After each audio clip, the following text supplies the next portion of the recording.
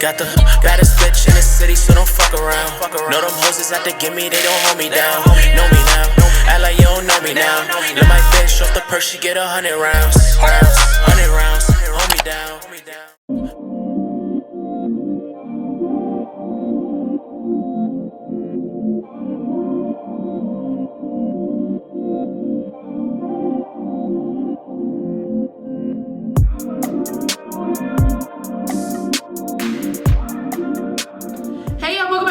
Channel. So today we literally just did a throw-on wig. I made sure I just showed y'all how I styled it, how I laid it, you know, a few problems that you would run into, some products that you can use, so on and so forth. Very quick video, very straight to the point. So if you want to just watch this video and see what's going on, then keep watching.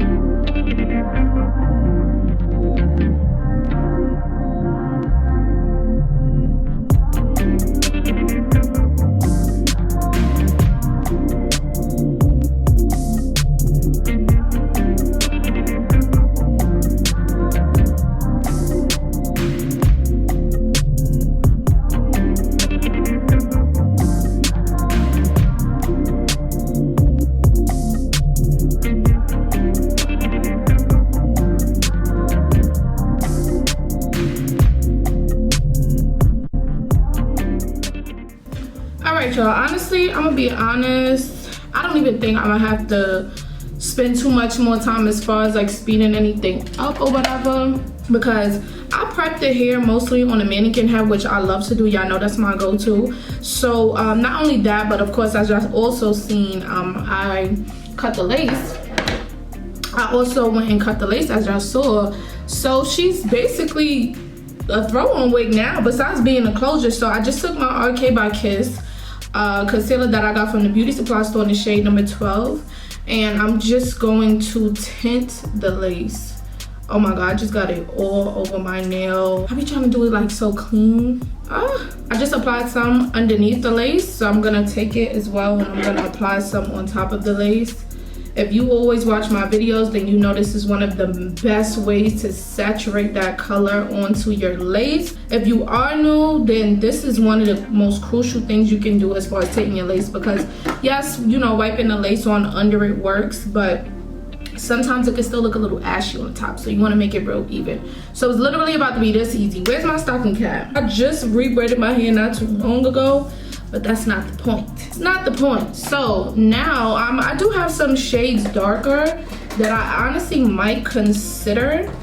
Honestly, I don't even think it's that deep, so I'm gonna just use my usual, but for the most part, as y'all can see, I'm hitting pan on this side, so this is what I usually use. I'm gonna use the darker shade, just a little bit darker, just to saturate right here. Like, I'm putting it and I'm applying it, but I'm also like patting it, and I really want it to like literally change colors. And now I see why they use that band sometimes. I'm personally not a fan of it. That's just personal preference. I hear the grip is really well, but that's me. I'm not gonna lie though. Y'all, I almost thought that they did not have a strap. I'm over here like, y'all, it didn't come with a strap. It came with a strap, y'all. It just comes separate in the pack. So we're gonna get that strap. We're gonna put this wig on because we don't need our wigs coming off, and we're gonna go like that. But look at how saturated that color is. Like, we ain't playing no games. All right, let me get that strap and we're gonna put the wig right on. Oh, she's very cute. Very snug, and it's not too tight, but it's tight enough. Another way I like to melt my lace down, because you know we gotta fix this up. We can't be looking like helmet head. So the only thing I do want to do, I have to flat iron the sides, because when you flat iron on a mannequin head, sometimes it can shake to, all the time, it's gonna shake to the mannequin's head. Besides curly hair, really is not that deep with curly hair, but with this type of hair matters. So let me get my part in the middle, which, do y'all see the difference? How I used a color that was a little bit darker and you can barely see the line. Like, I can see it, but I can barely see it, if that makes any sense. So I'm gonna use literally a little bit of my even lace adhesive, and I'm gonna put some on the tip of my fingers. Honestly, I really don't want to get my fingers wet. I have to wash my hands anyway, so it's okay. As y'all can see, I'm very indecisive. I'm just gonna apply some on the lace. And some people could spray it and all that actionness, but I really don't want to be too heavy-handed with it because I know I can be. Y'all, I know y'all so tired of seeing this same elastic band, y'all. I literally have so many like rolls of elastic band, but I don't know where my roll of this elastic band is. This one is more soft. Like, I like this one for wrapping around your hairline. Them other ones, they are hard and heavy, like, and I'm thinking like, oh, maybe I should just wash it. It's really not that deep. I got this from Walmart. So if you're looking for this type of elastic band without the Velcro, and you know, you old fashioned, you want to just tie it, go right to Walmart, because this is why I got this roll from. But the other ones with the like all the extra hard line, the one we use like as actual elastic bands, they be hurting, y'all. I'm not even gonna lie. All right, y'all, so let's get this on flat, and then we are literally ready to go. This is an easy throw on. Closure wigs are always a good throw on wig, but for the glueless girls, you can make your frontal wig like this as well, but you're just gonna have to apply a lot more, you know, security. So also the key to a good glueless wig, you have to make sure the wig fits your head. Not too big, not too small. There's multiple ways. If you look up on Google like how to measure your head for a wig or something of the sort, they literally have them everywhere.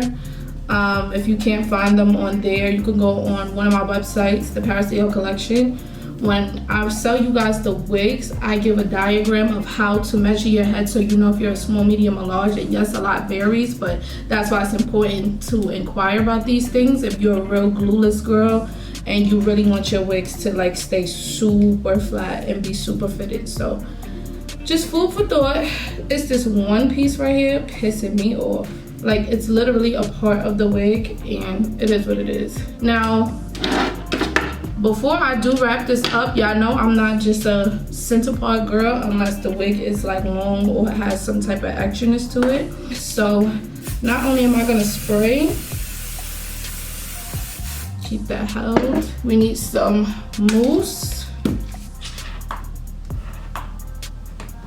I don't really like to put product right in the front because it'll weigh it down and make it look very whatever product that you're using, where if you use too much of it, it'll look a certain way. It'll look exactly like that. So if I put too much mousse, it's gonna look stringy. If I put too much oil, it's gonna look stringy.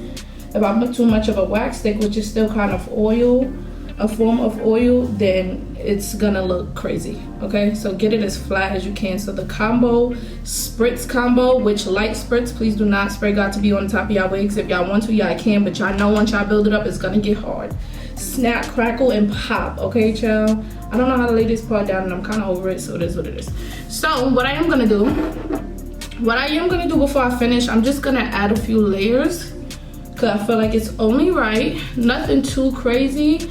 But I think I'm gonna use the razor comb. Let me zip this up because I don't. I'm gonna just use scissors because it might be a little bit cleaner. So we're just gonna throw in a few layers real quick.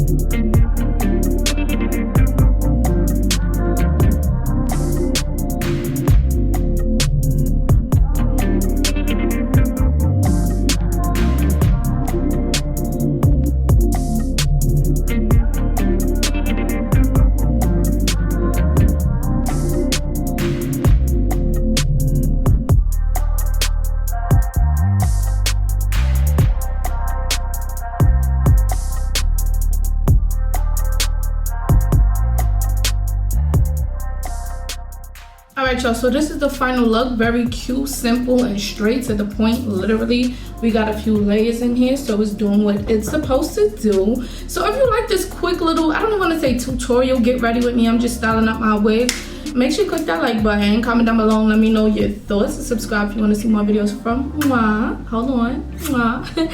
And I will see you in my next video. Bye, love. Got a bitch in the city, so don't fuck around. Know them hoes is out to get me, they don't hold me down. Know me now, act like you don't know me now.